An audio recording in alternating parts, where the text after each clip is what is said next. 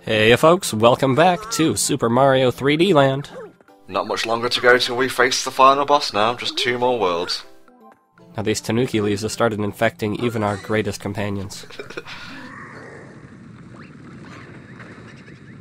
That's a good shot of Peach and the crew there. Who took that picture? Lakitu? Is it Lakitu or Latiku? I'm dyslexic and I have no idea. I used to say Lakitu, but a lot of people pronounce it Lakitu, so I kind of switched to that.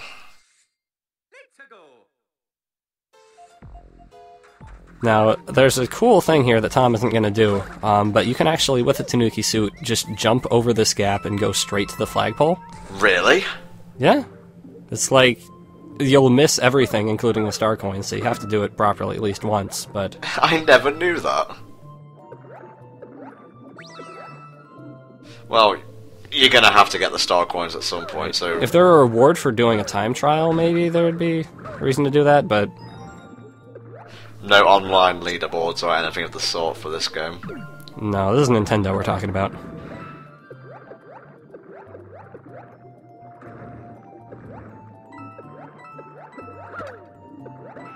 Unfortunately, that's kind of the coolest thing about the level, is that you can skip it. It's not quite the strong opening to a world that we've had in the past.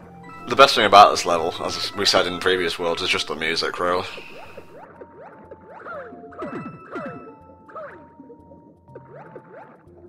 And again, if you want to chill after a intense fight with Pom Pom, then fine. Intense in massive size 3,000 quotation marks.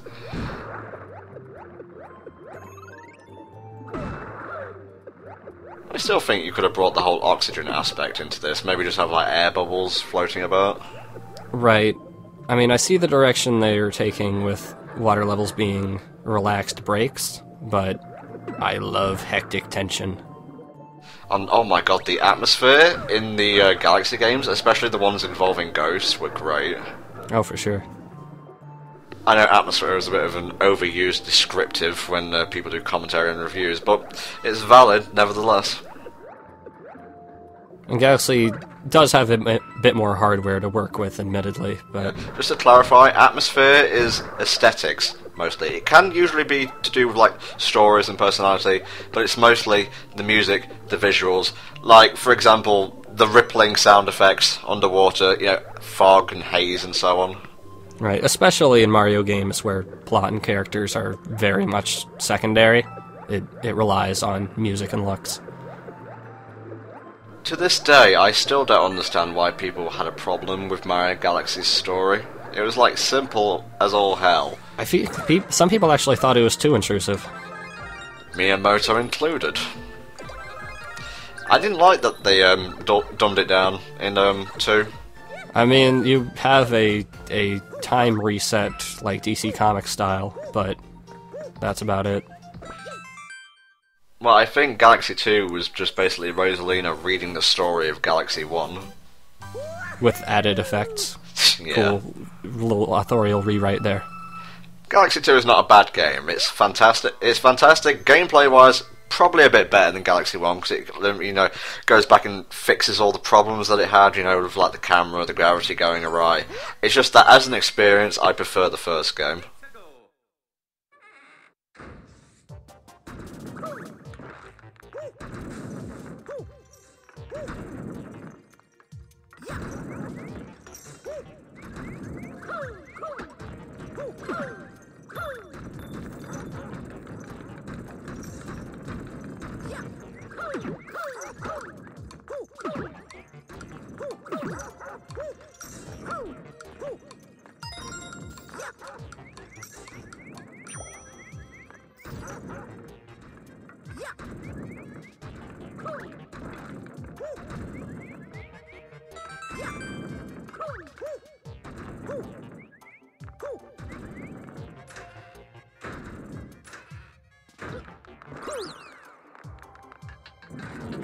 Look at this, I guess I already used the term tilty platforms, didn't I? They use flip-flap platforms. Oh, okay, so those are tilty platforms. Let's not get too far into Game Grumps terminology. Flip-flap, tilty, that's good enough. Okay. As long as you don't say, look at these platforms, it's doing a thing, I think we'll be okay. So look at these pendulums. They're doing asshole. a thing. I mean, again, the Tanuki suit, very useful here, because you got two timing things that I don't think are necessarily synced. So using the Tanuki suit to just fly over them is very helpful. And I've noticed with pendulum platforms, I get hit more when they're kind of on the rebound. I think I'm safe because I'm past them, and then they just hit me in the back. That's because you think you're safe, because you're right near the goal. Can't tell you how many times I've just been pipped and had to restart a level because of my goddamn pseudo OCD. I don't know if there's anything pseudo about it. At this point, I don't think so.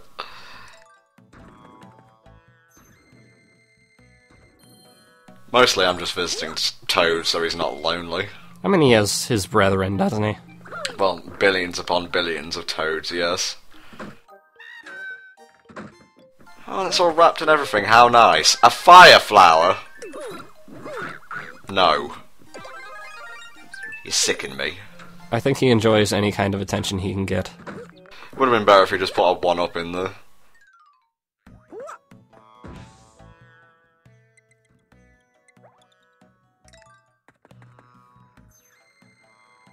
They're asking a lot in terms of star coins at this point.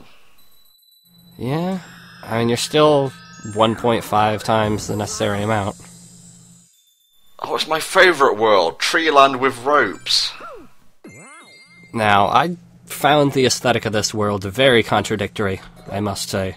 How so? Because the visuals are actually really good at creating kind of a moody nighttime thing, with like the fireflies or the floating light things. Oh yeah, and I know what you're going to say here, and then the music is all kind of happy and whatnot. Right, it's peppy and energized. Something a bit more, I don't want to say dramatic, but maybe somber would have worked here. And don't give me that whole, oh, Mario's meant to be all peppy and whatnot. You have the underground theme, and there are many tracks in the Galaxy games which just take their time to be all very nice, quiet, a little bit mystical if you were, like, for example, Space Junk. Right, and if they wanted to have a super peppy level, then they could just make the visuals peppy as well.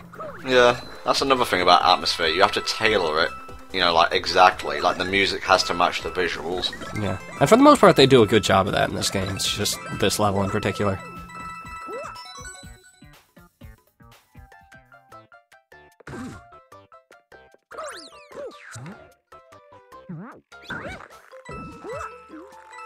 I'm only skipping that telescope thing, or binoculars, whatever, because I know where the last star coin is.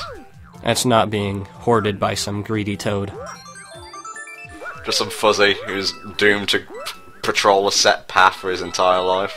He seems happy about it. He seems bewildered, is what he seems.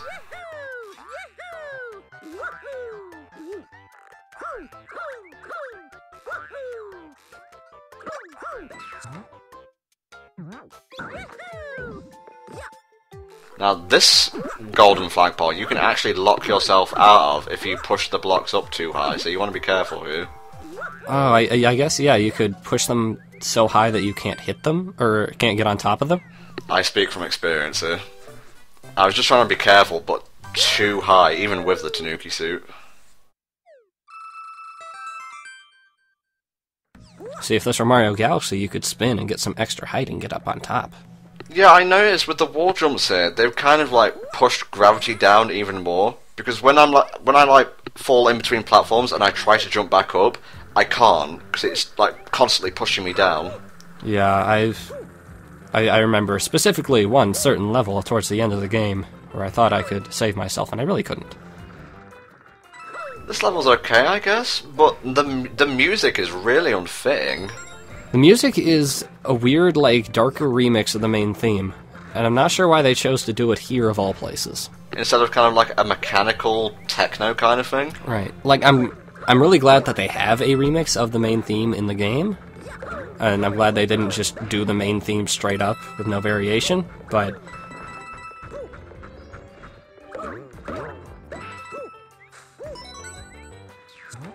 I do overall like the idea of using kind of circular gears here, because so much of the of the game is built around kind of rectangles, if that makes sense.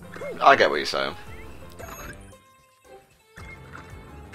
And as if it even needs to be said, Tanuki Suit helps a lot here. Because you can just kind of screw the timing for a lot of things.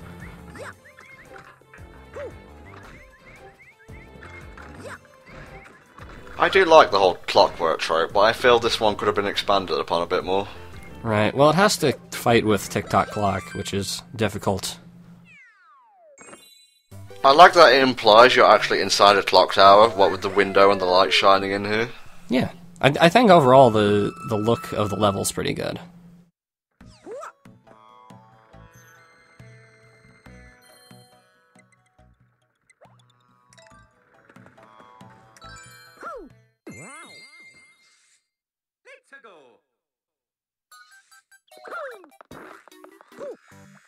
Now these buzzsaws, straight from World and Galaxy 2.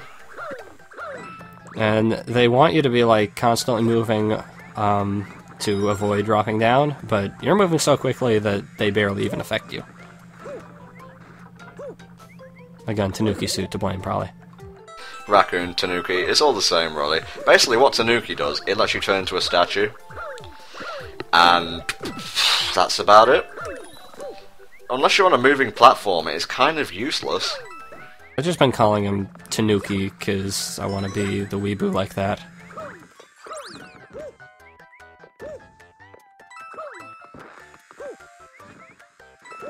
I have a lot of nostalgia for these buzzsaws and World in general. I have a lot of nostalgia for buzzsaws, but for very different reasons. Do I want to know? Probably not. I like this section, because you gotta be both conscious of where the platform is going and where you are on the platform at that moment.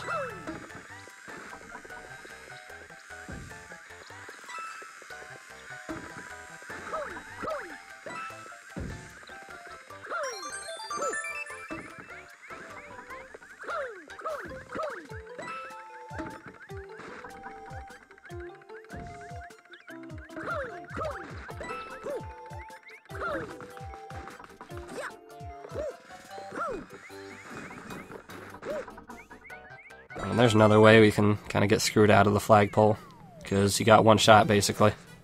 That's lazy, they didn't even put in an actual castle, they were just making one out of wood. Well, you know, they're making something. They're making things with their own hands. The Goombas. Goombas, right? Well, I suppose they can hold like a hammer and nails in their mouth.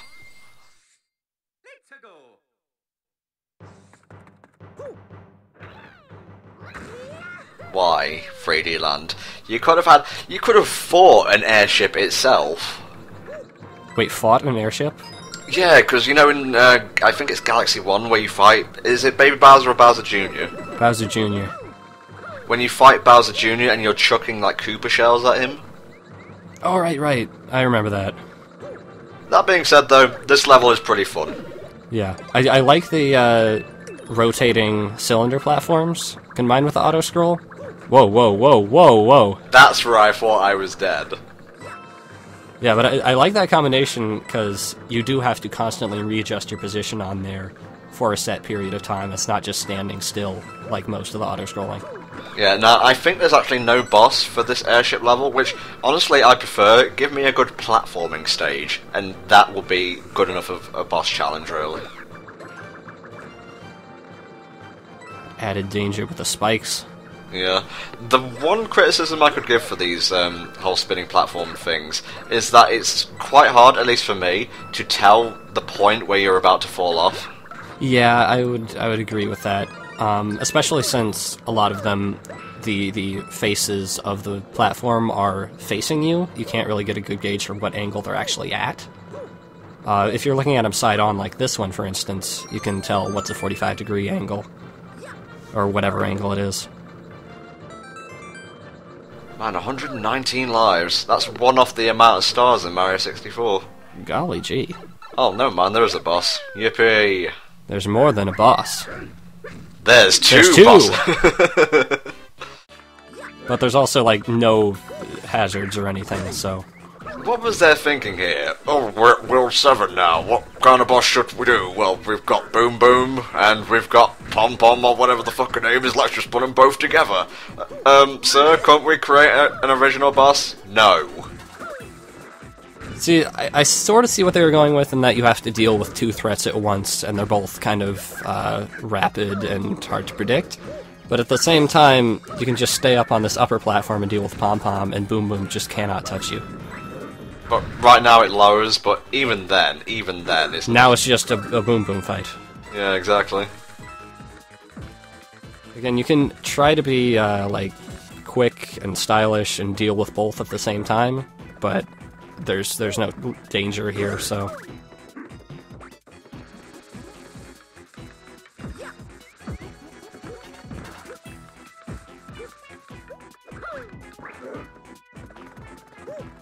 God, the boss theme's bland. Yeah. I hate to be so critical, but I feel I kind of have to be at this point, because I heap love on the Galaxy games, and anything less than that is just kind of a letdown. Right. And it's nothing to do with the fact that they can't simply just replicate Galaxy. I don't want Galaxy 3, I want something on the same level as Galaxy. I mean, I wish we weren't trying to compare a portable game to a console game in terms of, like, sometimes music and aesthetics, but you've got enough to work with on a 3DS, I think. It's not really an excuse. And Nintendo themselves described it as a mix of Galaxy 64 and New Super Mario Bros. I don't really see the 64 in here, but okay. Maybe the desert levels with the whole wide open roaming thing? Yes, sort of. Sort of, I guess. Whatever. It's just a spectacular piece of gaming entertainment, it's okay. We'll see you all next time for the final basic world of Super Mario 3D Land. See you then.